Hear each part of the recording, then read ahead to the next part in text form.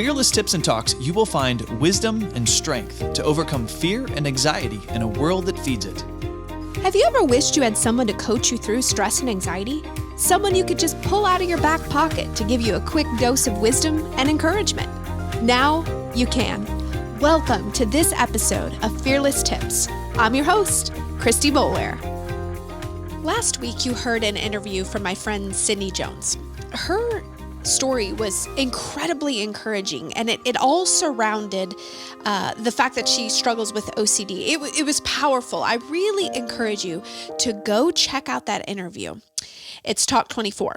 Also, please share this interview with someone that you know, someone you love that would benefit from hearing from it. When you share, that makes our content available for more people to be able to listen to it. But for today's tip, I want to talk to you about surrender experiences in my life. But before I jump in, I want to remind you of something. And people often will hear my story and think that they need to maybe go out and do it as well. But I want to encourage you that I'm not advising you to follow suit or to do exactly how my story has unfolded. Rather, just listen to my story and let it be an encouragement to always be faithful and obedient to God. God writes our stories all very differently. There are many times God has asked me to surrender, but there are 3 specific times that really, really stand out to me. Number 1, giving up my corporate sales position fall of 2012. Number 2, giving up my photography company at the end of 2016. Now, both of those that I just shared, I give in so much detail in my book, Nervous Breakthrough.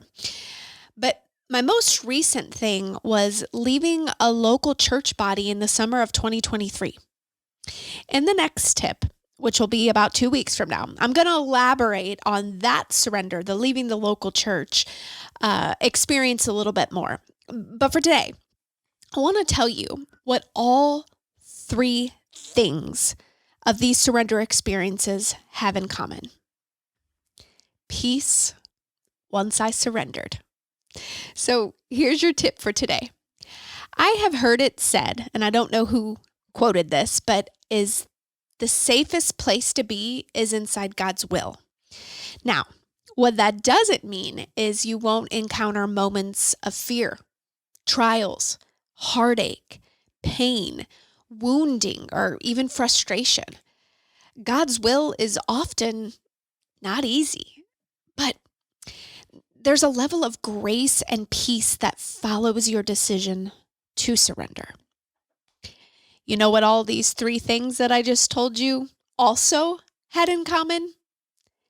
Tension and stress until I surrendered. Maybe just take a moment right now, whatever you're doing. Maybe you're washing the dishes or you're taking a walk or you're sitting in your bed getting ready for the night to end.